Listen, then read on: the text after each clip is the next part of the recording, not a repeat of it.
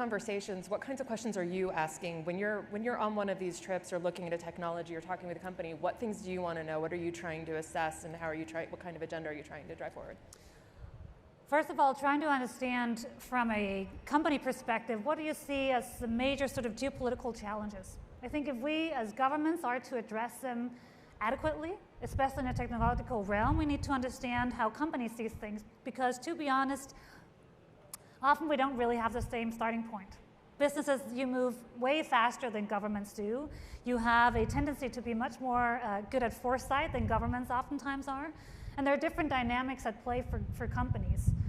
By having that conversation and trying to understand what's actually happening in companies, we can be much more efficient in collaborating on large issues, whether that is artificial intelligence, supercomputing, quantum, or to the question around cybersecurity, how to uphold democracy digitally, how to ensure that the norms that we establish globally, they're also upheld in cyberspace, et cetera.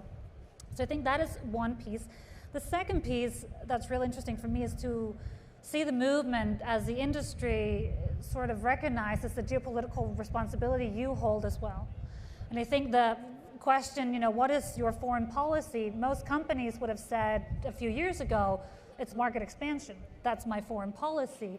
And I think it's becoming much more nuanced now, because we recognize it's not only about market expansion, but it's also about what markets do you operate in and how.